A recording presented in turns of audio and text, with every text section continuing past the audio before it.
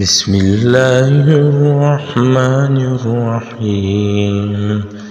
يا أيها المزمل قم الليل إلا قليلا نصفه أو انقص منه قليلا أو زد عليه ورتل القرآن ترتيلا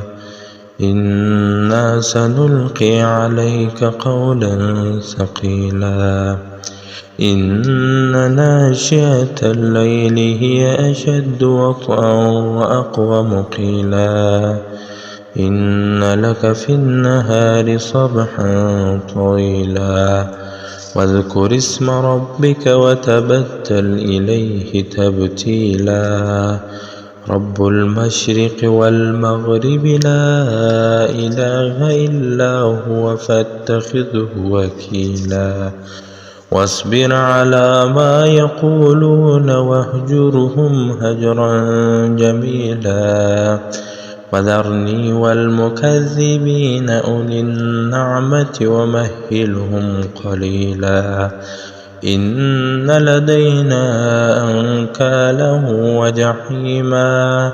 وطعاما ذا غصة وعذابا أليما يوم ترجف الأرض والجبال وكانت الجبال كثيبا مهيلا إنا أرسلنا إليكم رسولا شاهدا عليكم كما أرسلنا إلى فرعون رسولا فعصى فرعون الرسول فأخذناه أخذا وبيلا فكيف تتقون إن كفرتم يوما يجعل الولدان شيبا السماء منفطر به كان وعده مفعولا إن هذه تذكرة فمن شاء اتخذ إلى ربه سبيلا إن ربك يعلم أنك تقوم أدنى من ثلثي الليل ونصفه وثلثه وطائفة من الذين معك والله يقدر الليل والنهار علم أن لن تحصوه فتاب عليكم فاقرؤوا ما تيسر من القرآن علم أن سيكون منكم مرضى وآخرون يضربون